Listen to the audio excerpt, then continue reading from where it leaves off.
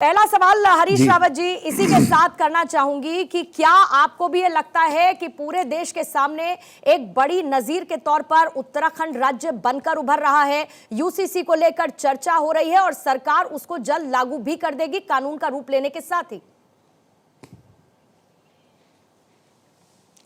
देखिए, यूसीसी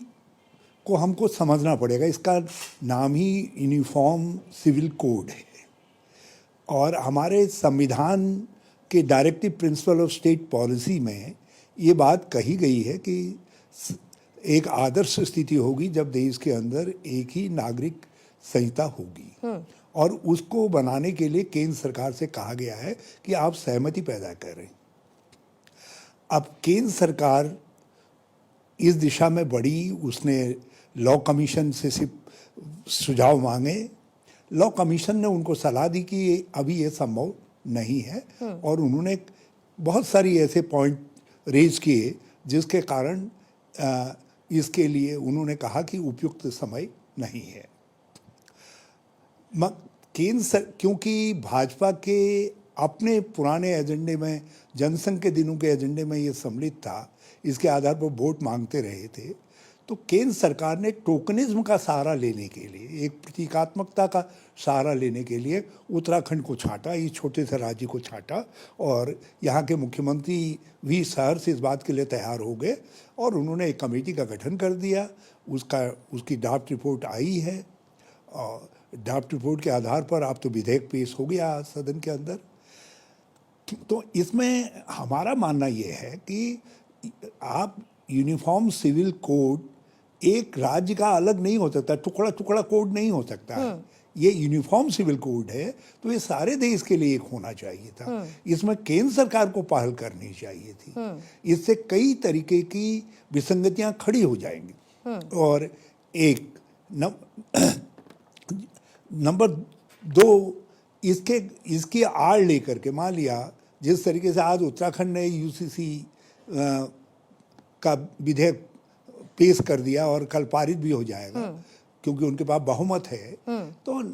यदि कल कोई और राज्य भी इसी तरीके का कानून लेके आता है और वहाँ की 2-3 कम्युनिटीज़ में से किसी एक कम्युनिटी को अपना वोट बैंक बनाने के लिए वो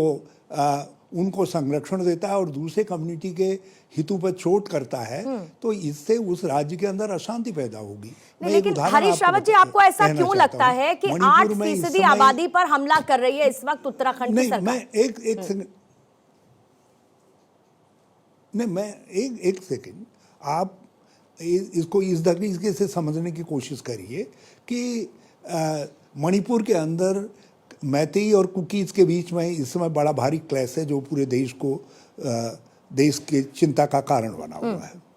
कल मैतेई डोमिनेटेड गवर्नमेंट कुकीज़ के पर्सनल लॉज में कुछ ट्रेडिशंस में इंटरफेयर करने के लिए कोई कानून बना देती है और कहती है हम तो यूनिफॉर्म सिविल कोड ले आए हैं, जो मैतेई का है वही कुकीज़ का भी होना चाहिए। या कहीं और इस तरीके की स्थितियां आती हैं, तमिलनाडु में आती हैं, कहीं और आती हैं, क्योंकि वहाँ भी समाज के अंदर, यहाँ तक कि हिंदू समाज के अंदर ही विरोधाभासपूर्ण प्रथाएं हैं। तो उन प्रथाओं में एक प्रथा को संरक्षण देने के लिए, एक की प्रथा को संरक्षण देने के लिए यदि दूसरे के ऊपर उसका असर पड़ता है तो ये देश के अंदर जगह जगह कई तरीके के विभ्रम पैदा करेगा, कई तरीके की दिक्कतें खड़ी होंगी। इसलिए यदि आप गंभीर हैं, केंद्र सरकार गंभीर है, तो वो जो है सेंट्रल लॉ लेकर के आए इसके विषय में और सेंट्रल लॉ को लागू करे। उनको किस बात की चिंता है, किस बात की चिंता है? और एक राज्य को, अब राज्य की स्थिति ये है, हमारे 2-3 कंसर्न हैं। पहला कंसर्न तो हमारा ये है कि ये केवल हमारे राज्य के सीमा में लागू होगा। हमारे नागरिक जो बाहर हैं या बाहर जाएंगे वो इस कानून से गवर्न होंगे या दूसरे कानूनों से गवर्न होंगे। कल हमारे कई नागरिक राज्य के जो मूल निवासी हैं वो बाहर हैं और वहाँ मान लिया वो किसी कोई एक्ट कर रहे हैं और कल वो राज्य में आते हैं उत्तराखंड के अंदर, उत्तराखंड में हमने उसको अपराध की श्रेणी में डाल दिया। जैसे लिव इन रिलेशनशिप का मामला है, कोई व्यक्ति दिल्ली के अंदर कोई उत्तराखंड का नागरिक लिव इन रिलेशनशिप में है और वो किसी शादी ब्याह के लिए उत्तराखंड में आता है अपने रिश्तेदार के वहाँ, और तो हरीश रावत जी, मैं आपके कंसर्न समझ रही हूँ, और ये कंसर्न्स दो पहलुओं पर आके जाने चाहिए सब, बिल्कुल मैं अग्री करती हूँ आपकी बात से, लेकिन स्टेट की जो स्थितियां होती हैं हरीश रावत जी, इसको समझना और समझाना दोनों चीजें पड़ेगी। वो ऑफेंस जी, वो ऑफेंस माना जाएगा, वो ऑफेंस माना जाएगा। तो इसलिए दूसरी चिंता हमारी इस बात की है कि इससे कई विरोधाभासपूर्ण स्थितियां पैदा हो जाएंगी, इसलिए क्योंकि ये दूरगामी असर रखने वाला कानून होगा, तो इसलिए हम चाहते थे कि इसको पढ़ने दिया जाए, पर्याप्त समय दिया जाए, और पर्याप्त समय के बाद जो है तब इसका पालन नहीं, लेकिन हरीश रावत जी आज तो उसकी कॉपी भी दे दी गई, ड्राफ्ट को पढ़ने के लिए समय भी दे दिया गया, लेकिन उसके बाद विधायक हो हल्ला करते हुए विधानसभा में नजर आए। आप नहीं, रात को आप नहीं दे रहे हैं, आप सुबह दे रहे हैं, विधेयक पेश करने के बाद जो है उसको डाल रहे हैं लोगों के मोबाइल में, और कह रहे हैं तत्काल इस पर बात करो। जो 700-800 पृष्ठों की